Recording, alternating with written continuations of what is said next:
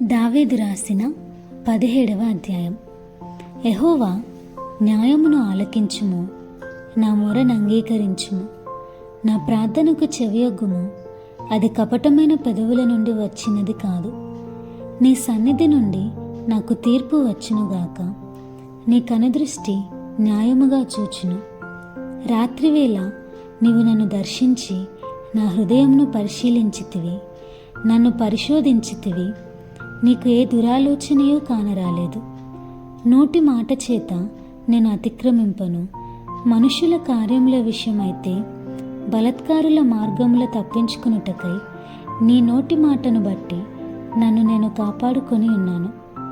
నీ మార్గముల యందు నా నడకలను స్థిరపరచుకొని ఉన్నాను. నాకు కాలు జారలేదు.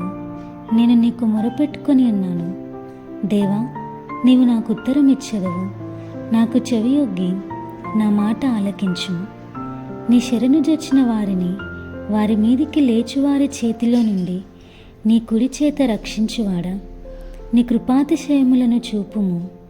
ఒకడు తన కనుపాపను కాపాడుకొనున్నట్లు నన్ను కాపాడుము. నన్ను లయపరచగోరు దుష్టులను పోగొట్టి కాపాడుము. నన్ను చుట్టుకొను నా ప్రాణశత్రువుల చేత చిక్కకుండను.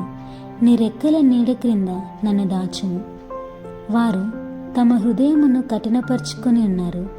వారి నోరు గర్వముగా మాట్లాడును.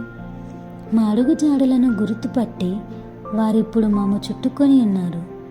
మమ్మను నేలను కూల్చుటకు గురిచూచుచున్నారు. వారు చీల్చుటకు ఆతురపడు సింహము వలెను, చాటైన స్థలములలో పొంచు కొదమ సింహము వలెను ఉన్నారు. యెహోవా లెమ్ము, వానిని ఎదుర్కొని వానిని పడగొట్టుము.